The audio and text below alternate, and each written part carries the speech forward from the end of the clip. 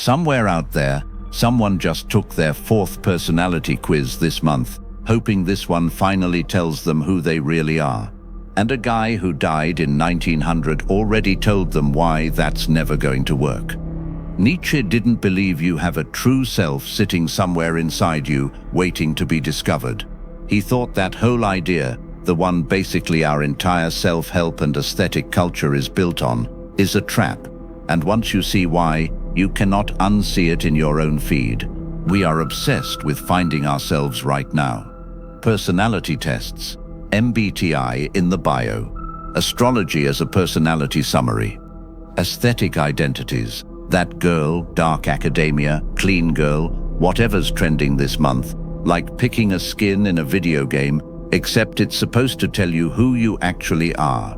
Underneath all of it is one assumption nobody questions, that there's a real, authentic you buried somewhere, and your job is to excavate it.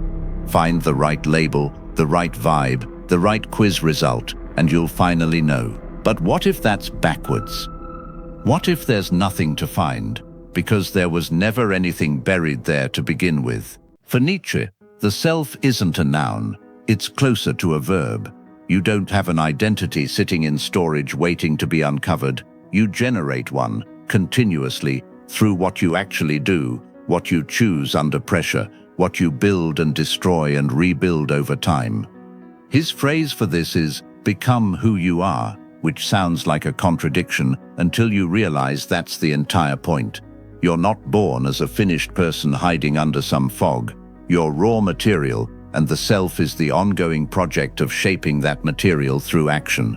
A quiz result or aesthetic label can't create identity, because identity isn't information, it's action. Taking a 12-question quiz and getting INFJ back doesn't change anything about who you are. It just gives you language to describe a snapshot of how you already tend to answer certain hypothetical questions. It feels like self-discovery because it's specific and validating, but nothing was actually built. You didn't do anything. You just got handed a label and decided to wear it. Adopting a trending aesthetic wholesale is closer to herd behavior than self-expression. This is the uncomfortable part. When finding yourself means picking the aesthetic that's currently popular, the muted color palette, the specific coffee order, the curated Pinterest board, you're not discovering something unique to you. You're pattern matching to a trend and calling the result authentic. Nietzsche had a term for exactly this kind of thing: herd morality, adopting values, tastes and identities wholesale from the group because it's easier than generating your own, while still calling it individuality. It's like buying a costume and insisting it's your actual skin. It might fit well, it might even look great, but it's not something you built, it's something you put on. Real self-creation happens through struggle and choice, not through discovery. Here's the actual alternative Nietzsche offers, and it's a lot less comfortable than a quiz. He thought character gets forged the same way it always has, through what you choose when it's hard, what you keep doing when no one's watching, what you rebuild after something breaks you. Self-overcoming, he called it. Not finding the self that was always there.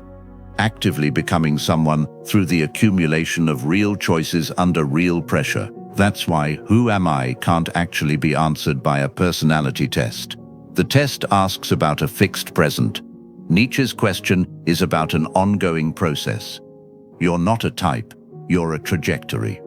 Doesn't this dismiss something genuinely useful, using labels, aesthetics, or frameworks like MBTI as a starting point for self-understanding, especially for people who feel lost and need some kind of structure to even begin? That's a real point. Nietzsche isn't saying frameworks are worthless, and using a label as a temporary scaffold to think about your patterns isn't inherently the herd mentality he's warning about. The problem isn't using a tool, it's treating the tool as a final answer. A quiz result becomes a trap the moment it stops being a starting point for reflection and starts being an identity you defend, a box you stop growing past because that's just who I am. The label isn't the danger, stopping there is. Here's where Nietzsche's framework gets genuinely harder to apply cleanly to modern life. He was writing in a context where identity meant something almost entirely internal and philosophical: self versus society, individual versus herd. He wasn't writing with an awareness of how identity today is also shaped by things entirely outside individual choice: culture, race, economic circumstance, community, systems you're born into and don't simply self-overcome your way out of by force of will. There's a real critique here that an idea like "you're not born, you're built through choice" can read as if identity is purely a matter of individual effort, ignoring how much of what shapes a person is genuinely not chosen. Applying "become who you are" without any nuance risks sounding like it dismisses the real weight of circumstance, community, and things people don't get to opt out of. Nor honest version isn't ignore everything external and will yourself into existence. It's, even within everything you didn't choose, there's still a real difference between passively absorbing a trend's version of authentic you and actively deciding what you do with what you've been given. So here's where this lands. Finding yourself assumes the work is archaeology. Dig deep enough, and there's a finished person under there waiting to be uncovered. Nietzsche's version is closer to sculpture. There's no finished figure hiding inside the stone. There's just material, and what you actually chip away at it becomes the thing you are.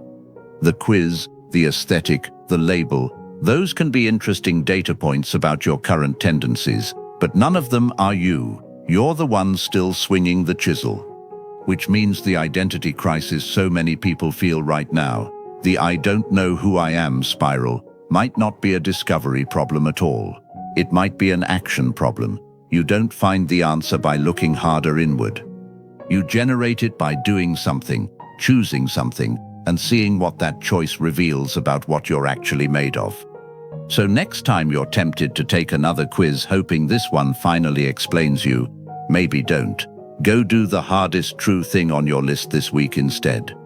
That will tell you more about who you are than any label ever could. Because you were never lost, there was just nothing to find yet.